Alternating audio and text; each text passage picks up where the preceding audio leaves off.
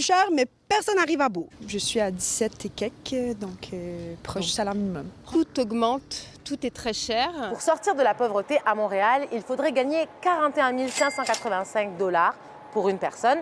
Et pour une famille de 4 personnes, il faudrait gagner 89 000 $. C'est ce que calcule l'IRIS dans son rapport sur le revenu viable. Mais c'est quoi ça, le revenu viable? Le revenu viable, c'est un calcul qu'on fait à l'IRIS depuis 2015 et c'est vraiment, ça doit être pris en considération comme un indicateur. Donc, c'est un indicateur qui permet de déterminer à quel moment les gens ont assez d'argent pour répondre à leurs besoins en étant à l'extérieur de la pauvreté. Donc, c'est un revenu qui permet un style de vie décent, mais modeste. On n'est pas encore à la classe moyenne, mais c'est l'argent nécessaire pour répondre à ses besoins de consommation et de services.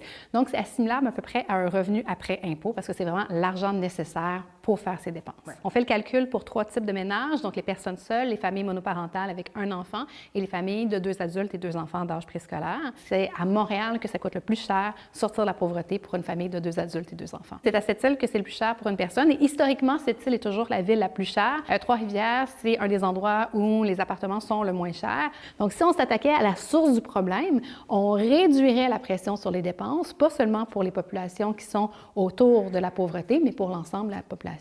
Le calcul de l'IRIS tient compte des dépenses essentielles, mais il comprend aussi les vacances, les sorties culturelles, les imprévus, mais aussi l'éducation des enfants. En dessous de 30 $ de l'heure, je vois difficilement comment on peut survivre à Montréal. Je pense qu'il faudrait prendre plus, many roommates.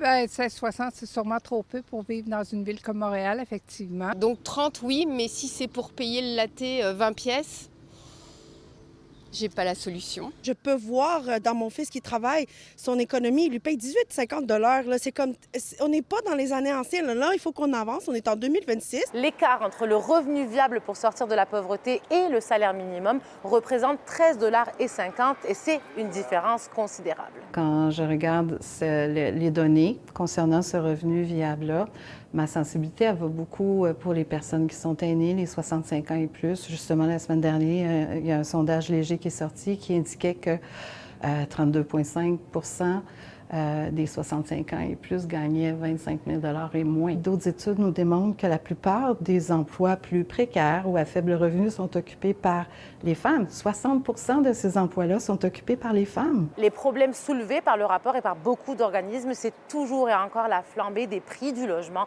de l'alimentation, mais aussi des transports en commun. Et tout le monde s'accorde pour dire qu'il faut agir pour baisser la pression des dépenses.